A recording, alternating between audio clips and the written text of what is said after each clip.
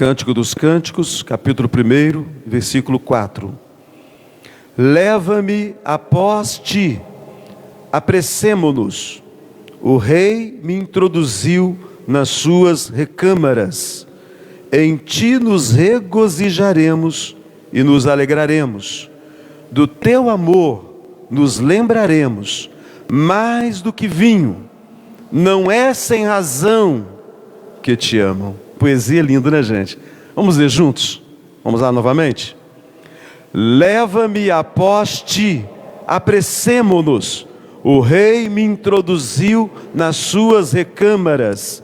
Em ti nos regozijaremos e nos alegraremos. Do teu amor nos lembraremos, mais do que vinho.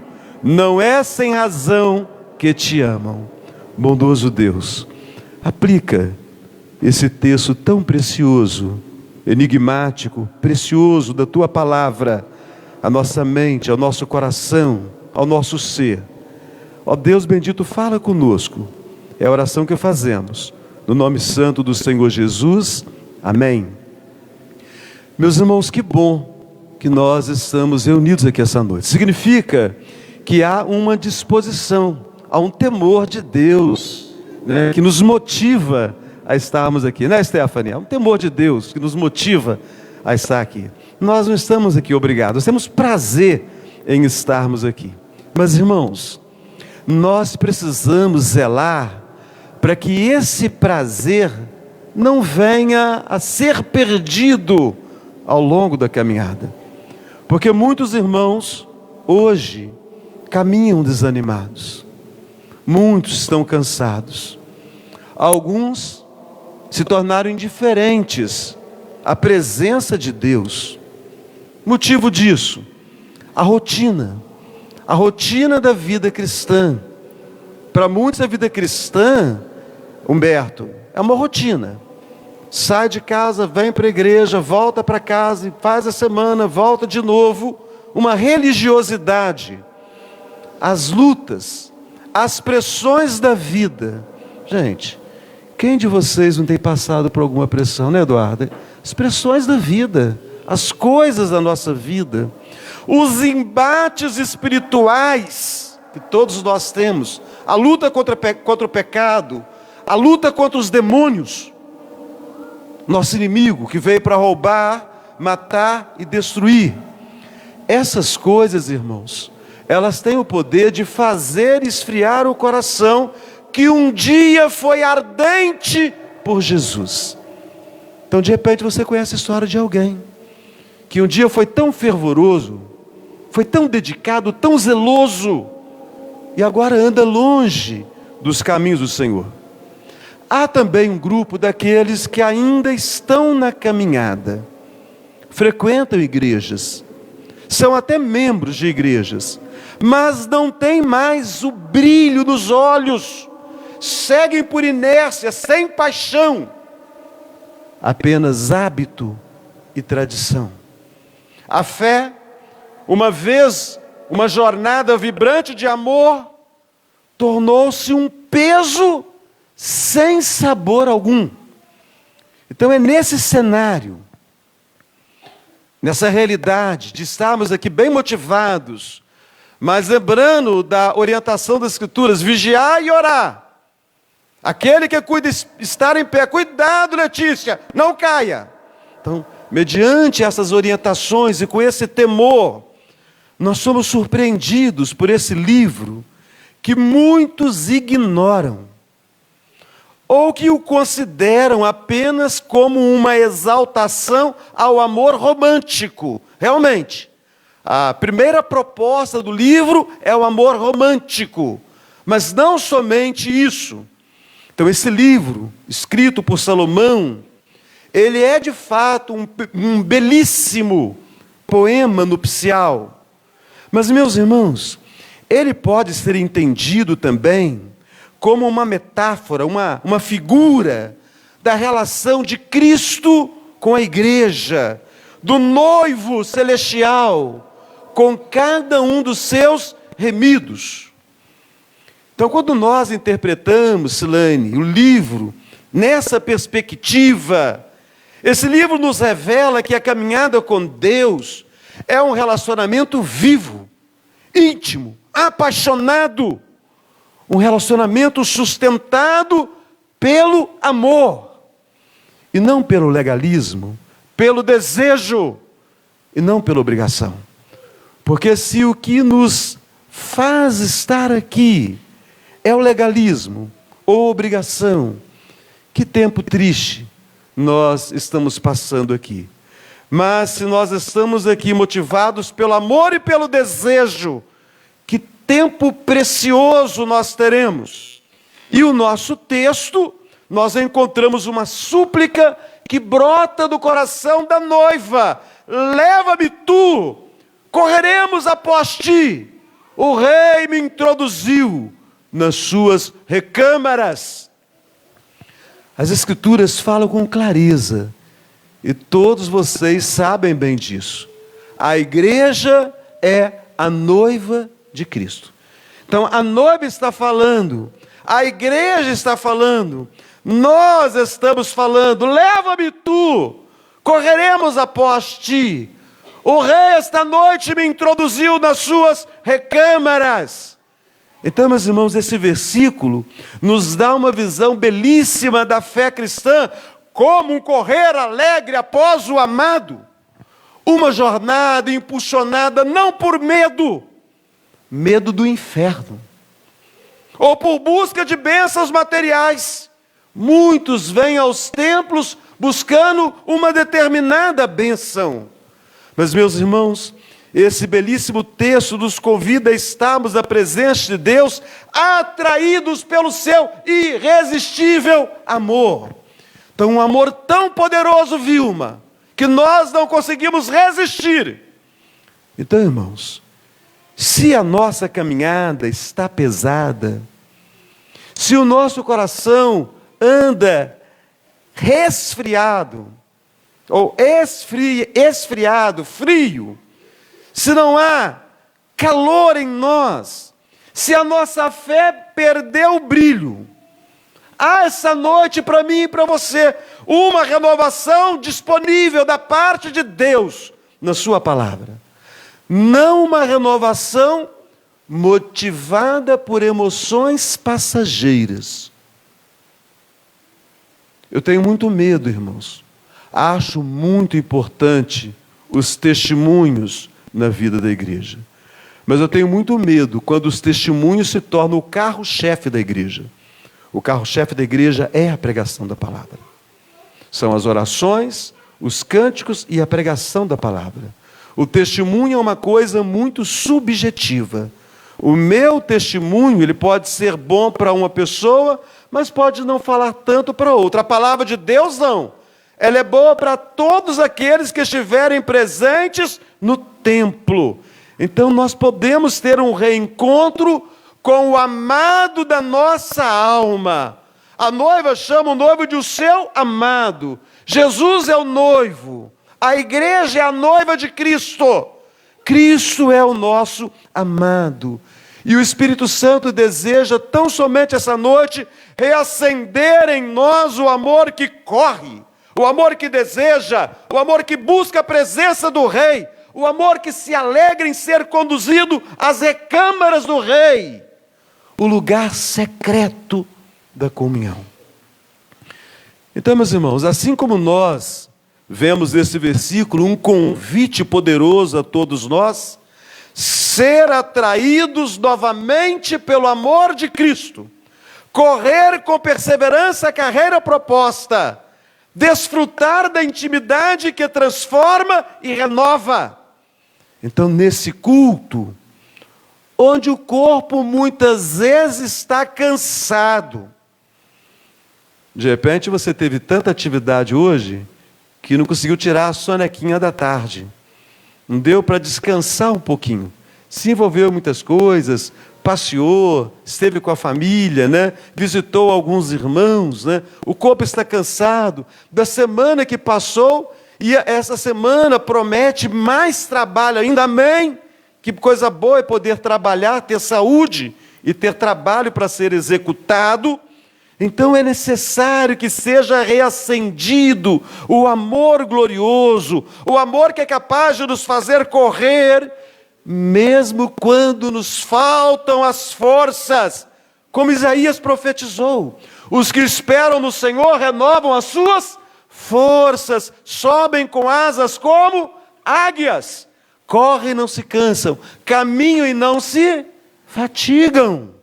Então, meus irmãos, vamos mergulhar nesse texto sagrado, vamos permitir que o Espírito Santo reacenda a chama, que talvez, Grilo, tenha se apagado em nosso peito. Olhando para esse texto, verdades maravilhosas se apresentam para nós aqui. A primeira delas, que nós estamos diante de um chamado de amor, que impulsiona a caminhada. Um chamado de amor que impulsiona a caminhada. Leva-me após ti, apressemo-nos. Nós temos muitas versões da Bíblia na língua portuguesa, e elas são necessárias, porque o texto original foi escrito numa língua que nem se fala mais. Então é preciso ter a melhor tradução possível dessa língua original. Então as diversas versões que nós temos, Kézia, ela nos ajuda a entender um pouco melhor o que o pregador, porque o autor do livro dos Cânticos, ele é o mesmo autor de Provérbios, ele é o pregador. Então o que o pregador está falando para nós? Uma outra versão é: leva-me tu, correremos após ti. Então, no lugar de apressemo-nos, correremos após ti. E é tão bonito quando nós olhamos para as Escrituras e nós vemos as Escrituras ecoando. Guilherme, você lê um texto da Bíblia e você vê aquele texto ecoando por outras porções da Bíblia, por outras épocas das Escrituras. E nós chegamos no livro dos Hebreus, lá no capítulo 12, e o que é dito aqui, né? Leva-me tu, correremos após ti. Nós encontramos nas palavras do autor de Hebreus: corramos com perseverança a carreira que nos está proposta. Então, meus irmãos, de repente, você que está se arrastando, parece uma tartaruga, Andréia, se arrastando na família, se arrastando no trabalho, e principalmente, lamentavelmente, na vida cristã. Porque, irmãos, tem muito cristão que não está honrando o ministério que um dia recebeu de Deus. Logo, esse texto lido assim, ao invés de te motivar, será que ele te joga um pouco mais para baixo? Mas presta atenção, a vida cristã, ela não começa com um esforço humano. A vida cristã, ela começa com uma iniciativa divina. É Deus quem atrai o coração do homem. Basta nós pensarmos como aconteceu com alguns personagens das Escrituras. Como foi com Abraão? Com Abraão, Deus disse a eles assim: sai da tua terra, da tua parentela, da casa de teu pai, vai para a terra que te mostrarei. Como foi com Jacó? Com Jacó, Deus disse para ele: eu sou o Deus de Betel, onde ungiste uma coluna, onde me fizeste um voto. Levanta-te agora, sai dessa terra, volta para a terra da tua parentela. Como foi com Davi? Com Davi foi assim: Deus disse para ele: tomei-te da malhada de detrás das ovelhas, para que fosses príncipe sobre o meu povo, sobre Israel. Te arranquei do meio do pastoreio de ovelhas, para você pastorear o meu povo como rei. Então, meus irmãos, assim como o Senhor chamou Abraão, buscou Jacó, escolheu Davi, chamou os discípulos dizendo: segue-me. Também hoje, o Senhor chama a mim e a você dizendo: eis que estou à porta e bato. Se alguém ouvir a minha voz, abrir a porta, entrarei em sua casa, cearei com ele e ele comigo. Esse texto é para os crentes, é para os que creem, é para os que professaram a fé em Jesus. Esse texto é usado de forma evangelística, mas esse texto, meus irmãos, foi escrito para a igreja. Então é preciso olhar com muito cuidado e muito carinho para o texto de Cantares. Quando nós lemos aqui o verbo leva-me, isso está mostrando que a caminhada, ela depende de ser conduzido. Na caminhada com Deus, eu preciso ser conduzido. E como Deus me conduz? Deus me conduz com violência? Algumas pessoas, a nossa vontade é conduzi-las com mais rigor, porque elas são teimosas, elas são desobedientes. Na família acontece isso, no trabalho acontece isso, na igreja também. Eu tenho certeza que algumas pessoas que você precisa conduzir, você algumas vezes tem que ser um pouco rude, tem que ser um pouco duro, para se fazer ouvir. Mas, meus irmãos, como Deus conduz? Nem por força, nem por violência, mas pelo seu Espírito. Ou como Oséias diz, atraí-os com cordas humanas, com laços de amor.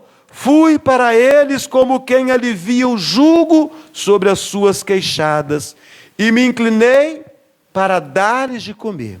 Quando Deus os atrai, a resposta é imediata, Dâmaris. Nós corremos após Ele, nós não hesitamos, nós não andamos, nós corremos. Há urgência, há paixão, há impulso espiritual. Porque este amor que nos chama é um amor que conquista, é um amor que move. O apóstolo Paulo falou sobre isso. O amor de Cristo nos constrange. Então, Pedro, o amor de Cristo nos constrange. Que amor poderoso! O verdadeiro cristão não caminha empurrado, mas ele corre atraído. O cristão só corre com entusiasmo quando ele é atraído pelo amor de Cristo. A caminhada cristã, meus irmãos, não pode ser sustentada pelo medo do juízo, mas pela beleza daquele que nos ama. A oração diária deveria ser: Senhor, leva-me, conduze-me. Senhor, eu quero correr contigo. Então, meu irmão, minha irmã, volta correndo ao primeiro amor. Porque o Senhor continua amando a mim e a você do mesmo jeito. É como ele disse para Pedro: apacenta os meus cordeiros. Já na primeira resposta, Pedro cheio de dúvidas. Tu me amas? Sim, mas tem muita dúvida ali. Jesus responde: apacenta os meus cordeiros.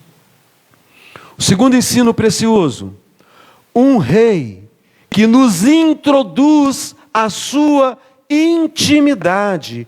O rei me introduziu nas suas recâmaras. Este versículo traz a revelação do rei messiânico. O rei messiânico é Jesus. Ele não apenas atrai, mas ele leva o crente ao lugar mais íntimo da comunhão. O termo recâmara é simbólico da presença pessoal, da presença mais profunda de Deus. É o que nós chamamos de o lugar secreto de Deus. Enquanto a antiga aliança limitava o acesso ao Santo dos Santos, quem podia entrar no Santo dos Santos? Qualquer um podia entrar? Não. Somente o sumo sacerdote. Era verdadeiramente o lugar secreto. Irmãos, em Cristo nós temos hoje livre acesso à presença do Pai. Logo, irmãos, Cristo é o nosso lugar secreto. A verdadeira força da caminhada cristã está na comunhão íntima com Deus. É na recâmara que a alma se fortalece. É na recâmara, Aline, que as feridas são curadas. É na recâmara, meus irmãos, que a direção é recebida. Então não basta conhecer a Deus de longe. É necessário entrar com Ele no lugar secreto. E eu quero, irmãos, compartilhar com vocês alguns personagens bíblicos que experimentaram a mais profunda intimidade com o Senhor Jesus, que estiveram com Ele no lugar secreto, ou seja, o lugar da comunhão pessoal, o lugar da comunhão íntima, o lugar da comunhão transformadora. Um deles foi João, o discípulo amado. Onde eu percebo intimidade na vida de João? Ao inclinar-se sobre o seio de Jesus, ou sobre o peito de Jesus. No Evangelho de João, no capítulo 13, diz: ora, ali estava conchegado a Jesus um dos seus discípulos, aquele a quem ele amava.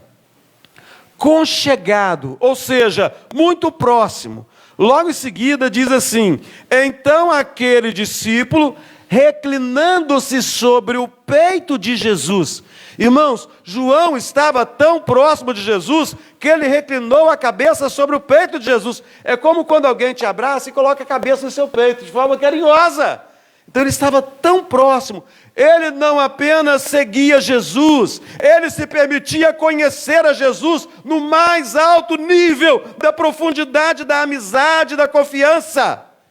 Intimidade requer aproximação voluntária. Aí você lê o livro do Apocalipse, né, Humberto? João teve revelações profundas. Mas por que, Guilherme, que ele teve revelações profundas? Porque antes ele teve uma comunhão profunda com Jesus, o lugar secreto de Deus para a sua vida. E o que dizer de Maria de Betânia? Intimidade encontrada aos pés de Jesus.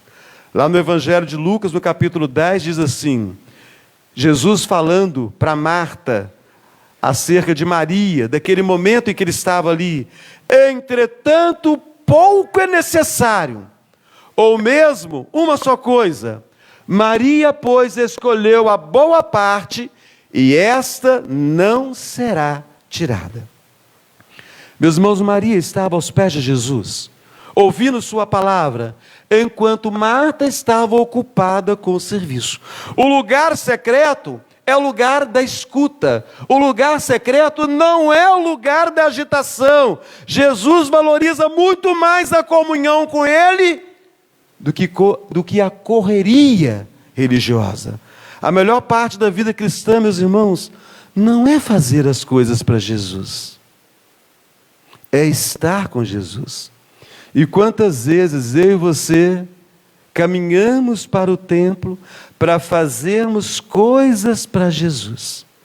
Dessas muitas vezes, quantas vezes de fato nós viemos preocupados em estar com Jesus? Jesus foi o lugar secreto de Maria de Betânia.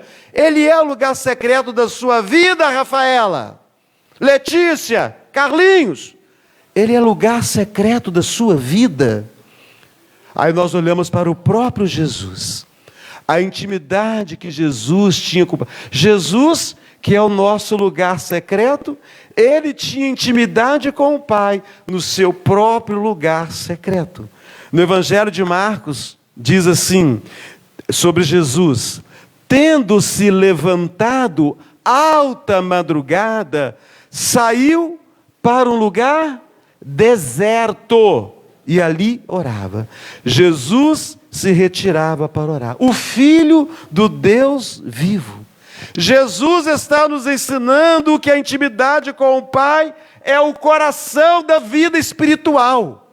Então a intimidade com o Pai é o coração da vida com Deus. Se o próprio Cristo priorizava o lugar secreto, quanto mais nós, irmãos e irmãs. O lugar secreto é onde recebemos direção. O lugar secreto é onde recebemos consolo. O lugar secreto é onde recebemos força. É no lugar secreto que nós temos discernimento das coisas de Deus. Então, meus irmãos, Deus deseja muito mais que a sua presença aqui essa noite. Que bom que você veio. Você que é membro da igreja, você que está visitando a gente, que bom que você veio. Mas Deus quer muito mais do que a sua presença. Ele quer a sua alma no lugar secreto com Ele. A intimidade com Deus é o combustível, meus irmãos, que sustenta a caminhada cristã. Então eu e você precisamos criar o hábito de buscar o nosso Deus no quarto de oração, onde o Rei nos introduz nas suas recâmaras. Um terceiro ensino que nós encontramos aqui, meus irmãos. é que esse texto nos convida a uma alegria, capaz de nos sustentar em meio a toda a caminhada cristã nessa vida aqui. Olha o que diz o texto: em ti nos regozijaremos e nos alegraremos. O texto está mostrando para nós que a alegria do crente, ela está firmada no Senhor. A alegria do crente não está firmada nas circunstâncias. A palavra usada, regozijaremos, está apontando, meus irmãos, para um contentamento que nasce de uma experiência do amor com Deus. Então, em um mundo marcado por ansiedade, de repente você anda ansioso, o mundo marcado por frustrações. Quem não passou por frustrações? A alegria do crente é espiritual, a alegria do crente é interior, a alegria do crente é permanente. Paulo, o apóstolo, ele disse: alegrai-vos sempre no Senhor. Não é um otimismo vazio, mas é alguém que conhecia a fonte da verdadeira alegria. Jesus é a fonte da verdadeira alegria, e essa alegria é força. Neemias diz: a alegria do Senhor é a vossa força. A alegria do Senhor é a vossa força. Nós olhamos também para alguns personagens bíblicos. Eu penso que os personagens bíblicos são melhores do que a minha experiência pessoal. A experiência dos homens de Deus, que foram ungidos pelo Espírito Santo, capacitados por Deus, para se tornarem palavra de Deus para as nossas vidas. Abacuque, a alegria no Deus da salvação. Todos conhecem o texto, né? Ainda que a figueira não floresça. Aí ele encerra dizendo: todavia eu me alegro do Senhor, exulto no Deus da minha salvação. Será que nós diríamos o mesmo? Ainda que a lavoura não floresça, todavia eu me alegro do Senhor, exulto no Deus da minha salvação. O profeta está vendo a destruição iminente, o profeta está vendo o caos econômico e agrícola se aproximando, mas ele decide pela fé se alegrar em Deus. A verdadeira alegria, ela não está no que Deus dá, ela está no que Deus é. E Paulo e Silas, alegria, cantando dentro de uma prisão. Lá em Atos, por volta da meia-noite, Paulo e Silas oravam e cantavam louvores a Deus, e os demais companheiros de prisão escutavam. Eles estavam presos injustamente, eles haviam sido açoitados, eles estavam acorrentados, eles tinham tudo para reclamar do sistema, para se queixar do governo, mas no entanto eles cantam hinos a Deus na prisão de Filipos, porque quem tem Cristo no coração pode transformar uma prisão num templo de adoração. Quem tem Cristo no coração transforma prisão e algemas em oportunidade de adoração e de louvor. A alegria do Espírito Santo independe das circunstâncias tristes, adversas da nossa vida. E o que dizer de Maria, mãe de Jesus? Alegria em meio ao temor. Maria passou por algum temor? Maria passou. Maria passou por um grande temor. Ela passou por um risco de morte muito grande. Em Lucas ela fala assim: a minha alma engrandece ao Senhor, e o meu espírito se alegrou em Deus, meu Salvador.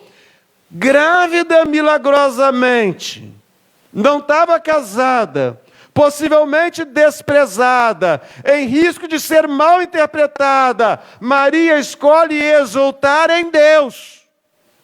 Não tinha tido contato ainda com aquele que seria o seu marido. A alegria espiritual, meus irmãos, ela pode florescer, mesmo quando o futuro é incerto.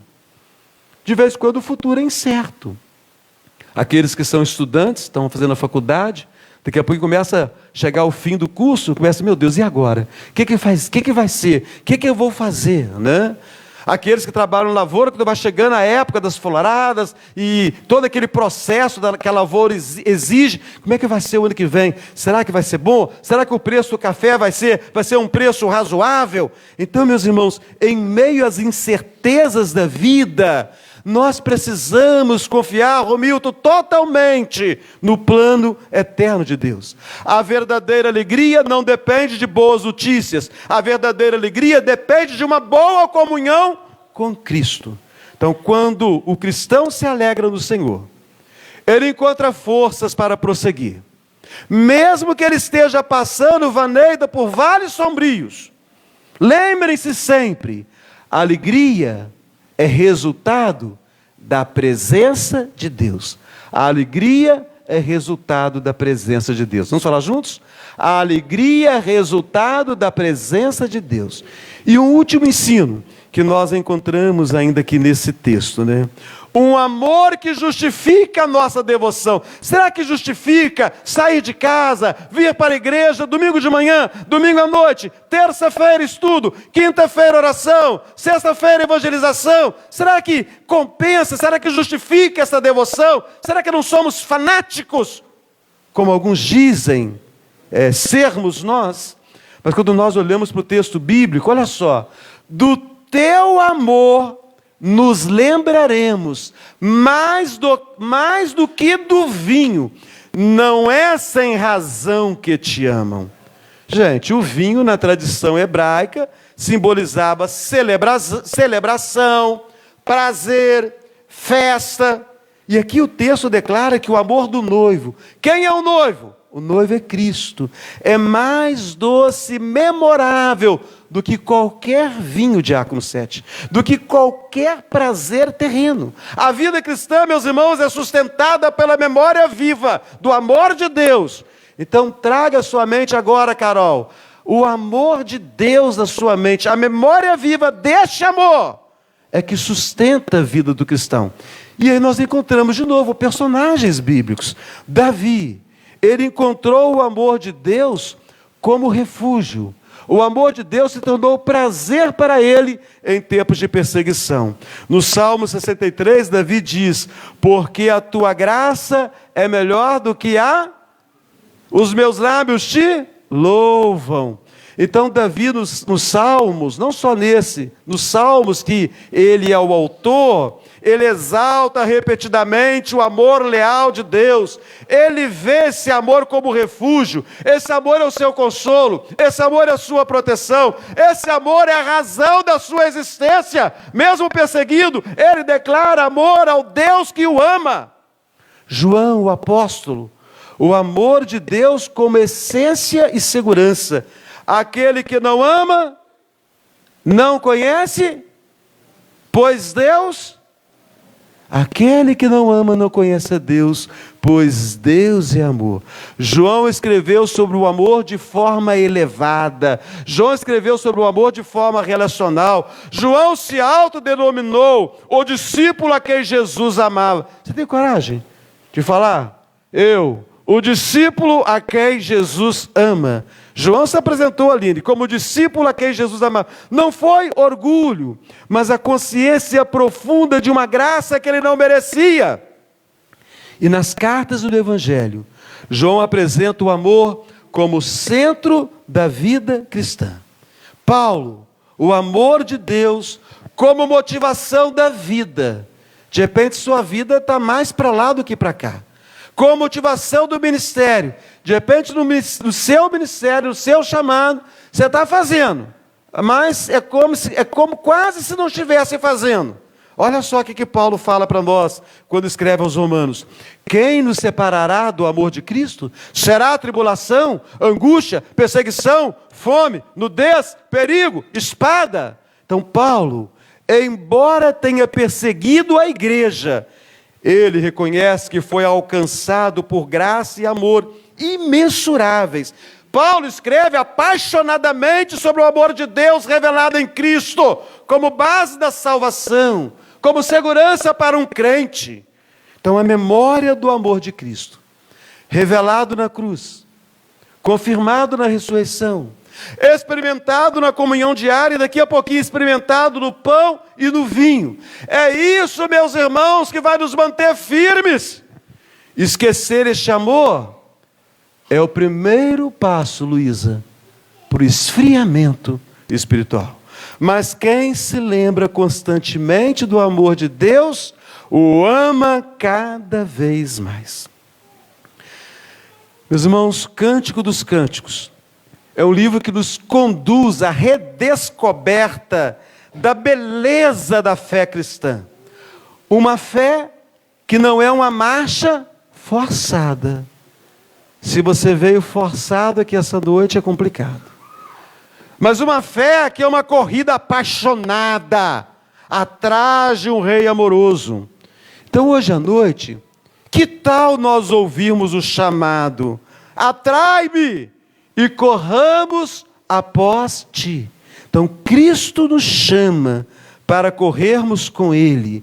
Cristo nos chama para entrarmos em suas recâmaras, para entrarmos em sua presença, para nos alegrarmos nele, para lembrarmos do seu amor. É por isso que diz: com razão o amam. Que o meu coração possa também dizer isso com paixão renovada. Que você, meu irmão, minha irmã, como o salmista Davi, possa exultar. E com grande alegria você possa falar: eu te amo, Senhor, força minha. Vamos orar, irmãos. Graças te damos, ó Deus, pela palavra santa. Nós precisamos ser movidos por este amor. Nós precisamos caminhar esta jornada cristã como aqueles que correm apaixonadamente para o prêmio. Que nós possamos desejar o prêmio. E o prêmio é estar diante de Cristo Jesus, Senhor e Salvador nosso. Aplica, ó Deus, estes ensinos em nossas vidas. Faze de nós cristãos verdadeiramente apaixonados pelo Reino Santo do Senhor. Cristãos que verdadeiramente amam a obra santa de Cristo Jesus. Cristãos que verdadeiramente estão comprometidos, porque amam a Deus de todo o coração, com todas as suas forças e com todo o seu entendimento. Assim oramos com gratidão, no nome santo do Senhor Jesus. Amém.